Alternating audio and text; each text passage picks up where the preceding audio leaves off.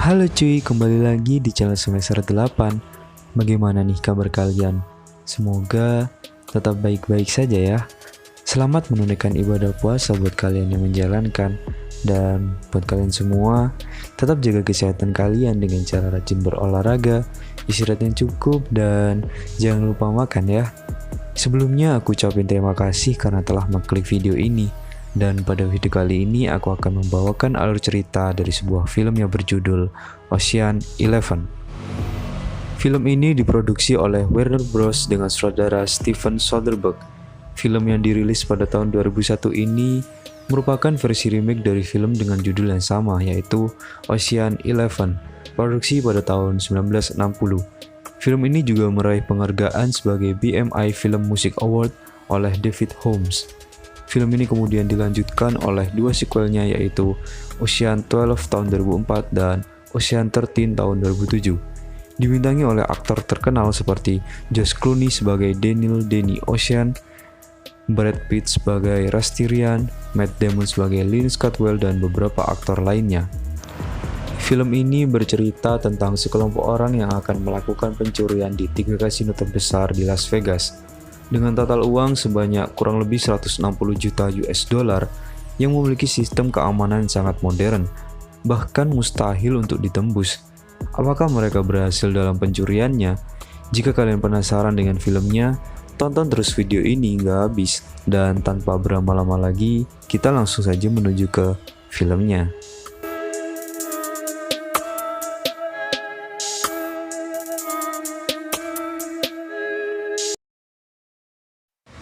Film diawali dengan menunjukkan seorang pria yang bernama Donny Ocean. Ia adalah tokoh utama kita dan bisa dikatakan mastermind dari semua pencurian yang akan terjadi. Ia diinterogasi atas pencurian barang antik dari suku Inca. Dan anehnya, ia mengatakan bahwa ia melakukan hal tersebut karena kesal ditinggal oleh istrinya. Dan polisi bertanya, apakah jika ia bebas nanti, ia menjamin tidak akan melakukan kejahatan lagi? Dan Danny hanya menjawab dengan senyuman tipis. Scene berpindah ke sebuah kasino dan tampaknya Danny sudah bebas. Ia memesan sebuah minuman dan bertemu dengan teman lamanya, yaitu Frank. Di sana, Danny juga bertemu dengan Rusty di meja judi poker, dan tak diduga, Danny memenangkan pertandingan tersebut dengan sedikit bantuan Rusty. Danny mengatakan niatnya bertemu dengan Rusty. Ia berniat merampok kasino dan tak tanggung-tanggung total ada 3 kasino yang akan mereka kuras uangnya. Nama dari ketiga kasino itu yaitu Bellagio, MGM, dan The Mirage, yang dimana semua kasino itu milik satu orang yang bernama Benedict. Danny berkata, perampokan ini akan menjadi perampokan tersulit karena tingkat keamanan berangkas yang sangat tinggi, dan setidaknya membutuhkan 11 orang untuk menjalankan aksinya itu. Dan sebelum Danny pulang, Rusty kembali bertanya apa tujuannya merampok ketiga kasino itu. Tentu alasannya tidak hanya soal uang, tapi Danny menjawab dengan santai dan terkesan tidak menjawab pertanyaan Rusty itu.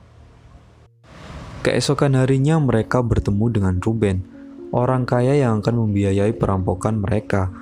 Ruben ragu mereka akan berhasil karena 3 perampokan besar kasino di Vegas sebelumnya semuanya gagal total. Namun setelah tahu mereka akan merampok 3 kasino milik Benedict, Ruben pun setuju dan siap mendanai mereka. Ruben punya dendam pribadi pada Benedict dalam hal bisnis kasino. Setelah mendapat suntikan dana, mulailah mereka mencari anggota yang lain. Yang pertama dimulai dari Frankie, dan yang kedua dan 3 si kembar Mormon sebagai ahli mengemudi. Yang keempat Livingstone sebagai ahli IT dan meretas. Yang kelima untuk ahli senjata ia serahkan kepada Bas. Di sini ia sedang melakukan perampokan, tapi karena krunya amatir, ia tertangkap oleh polisi. Untungnya ada Russ yang menyamar dan menyelamatkannya. Yang keenam untuk ahli kelincahan, mereka merekrut seorang akrobatik. Namun kelihatannya Danny kurang setuju dengan pilihan Russ. Yang ketujuh, Russ menemui seorang pria tua bernama Saul. ia cukup pandai dalam hal menyamar dan berakting. Dan untuk urusan pengintaian, Dani merekrut seorang pencopet ulung bernama Linus. Akhirnya lengkap sudah ke-11 anggota mereka, dan mereka semua berkumpul untuk membahas bagaimana rencana perampokannya.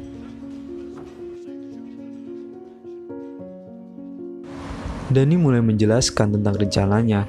Berangkas yang akan mereka bobol berada 200 meter di bawah permukaan tanah dan memiliki sistem keamanan setara penyimpanan misil nuklir dengan pintu yang hanya bisa dibuka dengan 6 digit kode yang berubah-ubah setiap 12 jam sekali, dan ada juga lift yang hanya bisa beroperasi jika diidentifikasi menggunakan sidik jari yang sah, serta hanya bisa diaktifkan dengan sensor suara.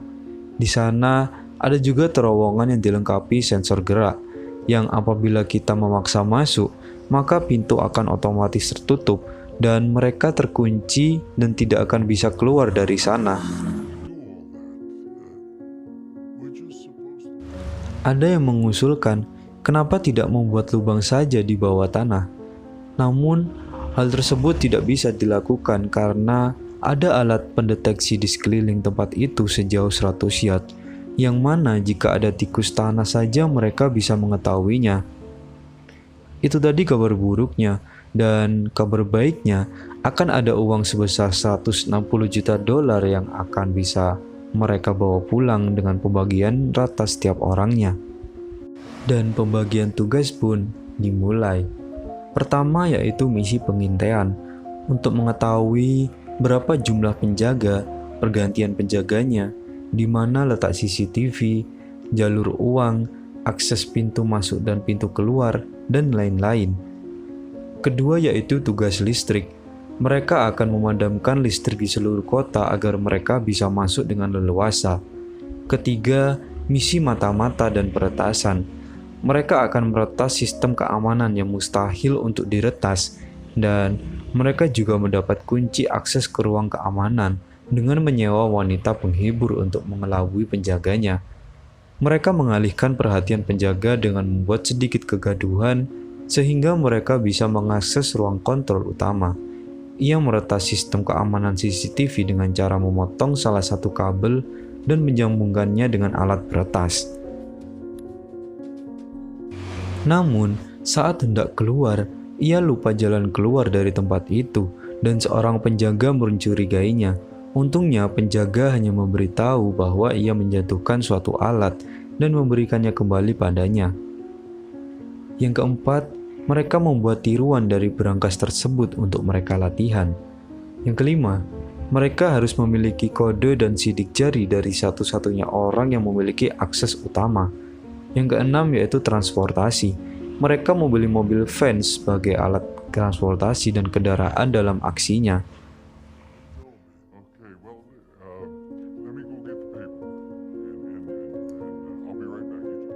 Setelah memata-matai Benedict selama beberapa hari, Lyoness mengatakan ia seperti halnya mesin.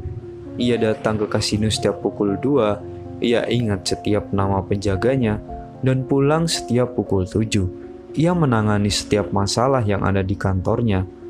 Lancar berbahasa Spanyol, Jerman, Jepang, serta Itali. Dan inti dari semua pengamatan yang ia lakukan yaitu seorang gadis yang bahkan ia belum tahu namanya. Namun Ras kemudian memberitahu bahwa nama gadis itu adalah Tess, mantan istri Dani. Sesampainya di markas, Ras ingin berbicara pada Dani, memastikan bahwa tujuan dari perampokan itu bukan untuk mengambil kembali mantan istrinya kan? Dani menjawab bahwa jika rencananya berhasil dan sesuai rencana, mereka akan mendapatkan dua-duanya. Lalu scene berpindah menunjukkan Saul, seorang pria tua yang sedang menyamar sebagai Mr. Zerga dan akan berbicara pada Benedict. Di lain sisi, Tess dikagetkan dengan kedatangan Dani di dalam restoran. Dani menjelaskan bahwa dia masih ada rasa dan ingin melanjutkan hidup bersamanya. Namun Tess sudah merasa dikhianati dan dibohongi oleh Dani, dan tiba-tiba Benedict datang memecah pembicaraan mereka berdua. Scene berpindah lagi menunjukkan mereka yang sedang melakukan simulasi perampokan. Tiba-tiba Buzz datang menjelaskan adanya masalah pada rencana mereka. Sirkuit listrik di kota sedang dalam perbaikan besar-besaran, dan Buzz tidak bisa menjalankan rencana awalnya. Maka mereka mengambil alat yang bisa merusak sistem yang akan menyebabkan listrik mati di seluruh Las Vegas.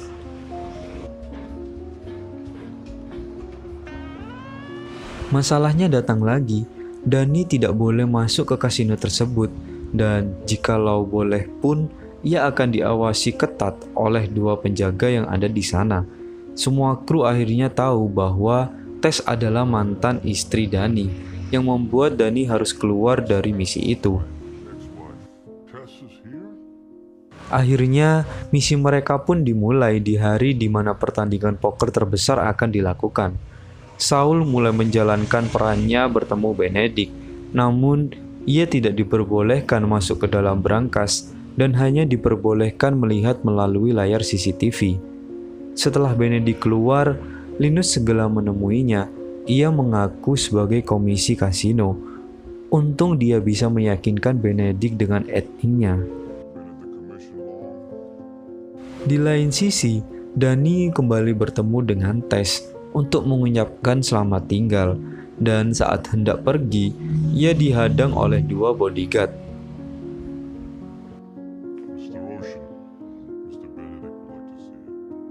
Di tempat lain, Linus, Frank, serta Benedict berada dalam satu ruangan sesuai rencana mereka.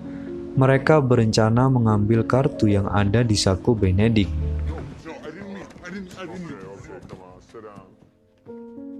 Di tempat lain, Danny ditinggal bersama 2 algojo yang siap mengeksekusinya. Namun, tak disangka-sangka, ia telah mengenal dengan salah satu algojo itu dan membantu Danny masuk melalui ventilasi. Linus juga masuk melalui ventilasi di ruang lift. Mereka bersiap untuk mematikan listrik di seluruh kota, dan setelah berhasil, mereka berdua segera turun melalui lorong yang memiliki sensor gerak. Tapi karena talinya kurang panjang dan mereka akhirnya memotong tali tersebut agar bisa turun. Mereka melumpuhkan 2 penjaga terakhir dan uang $150 juta ada di balik pintu itu. Mereka memasang alat peledak di pintu tersebut. Namun, pria akrobatik itu malah tersangkut. Dan ketika mereka akan meledakkan bomnya,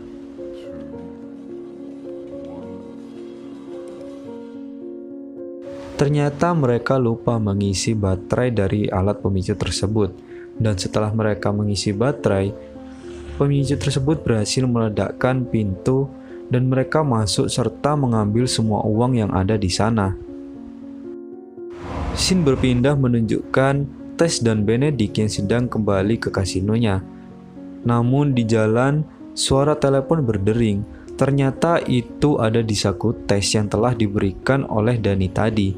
Ternyata Russ yang menelpon dan memberitahu pencurian itu. Hah? Kok bisa pencuri memberitahu bahwa ia sedang mencuri? Apakah Russ berkhianat? Benedict menyuruh menelpon polisi dan menyepakati perjanjiannya dengan Russ bahwa ia hanya akan membawa sekitar setengah dari uang yang ada di sana. Namun, jika Benedict mengingkarinya, ia akan meledakkan semua uang beserta kasinonya. Akhirnya uang dibawa keluar menggunakan van warna putih. Benedict menyuruh orangnya untuk mengikuti van tersebut. Ternyata van itu akan dibawa menuju ke bandara. Polisi sudah datang dan menyergap orang yang ada di dalam berangkas. Namun, sesuai perjanjian, jika Benedict mengingkari janji, semua uang yang ada di berangkas akan diledakkan. Scene berpindah lagi menunjukkan van yang telah sampai di tujuan. Tidak ada orang sama sekali di van itu. Mobilnya hanya dikendalikan oleh remote control, dan di dalam tas tidak terdapat uang. Di dalamnya hanya terdapat selembaran kertas bergambar wanita. Di sana, Benedict merasa tertipu 2 kali. Yang pertama oleh van palsu, dan yang kedua ternyata Yang dilihat oleh Benedict di CCTV dari tadi adalah rekaman. Dan ternyata polisi yang datang adalah tim dari Dani. Mereka berhasil membawa uang dengan santai lewat lobi kasino. Dan Benedict pun pergi ke ruang di mana Dani disiksa. Awalnya ia mencurigai Dani terlibat dalam pencurian itu. Namun ia tidak menemukan bukti yang membuat Dani jadi tersangka dalam pencurian itu. Scene pun berpindah menunjukkan Tess yang sedang melihat rekaman CCTV percakapan Dani dan Benedict. Dari percakapan itu, Tess mendengar dan mengetahui bahwa dirinya tidaklah lebih penting daripada uang di kepala Benedict. Ia pergi dari kasino itu, dan saat bertemu dengan Benedict, ia hanya melengos dan berjalan keluar. Ia mengejar Dani dan bersedia menunggu masa tahanannya sekitar 3-6 bulan karena melanggar perjanjian bebas bersyaratnya. Scene diakhiri dengan mereka semua yang tertawa bahagia karena telah berhasil dalam misinya.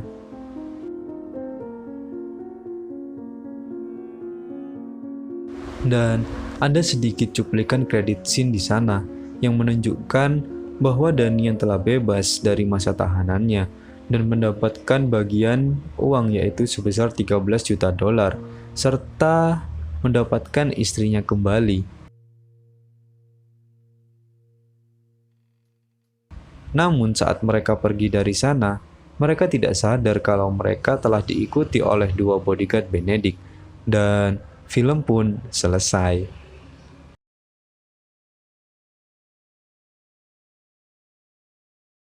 Bagaimana nih filmnya menurut kalian? Kalau menurutku sih film ini bagus banget. Recommended lah buat ditonton. Jangan lupa tonton langsung filmnya agar kalian dapat feel dari film ini. Dan kalau kalian ada kritik serta saran, jangan sungkan-sungkan untuk tulis di kolom komentar karena akan sangat membantu dalam perkembangan channel ini. Sekian alur cerita film pada video kali ini. See you on the next video. Bye bye.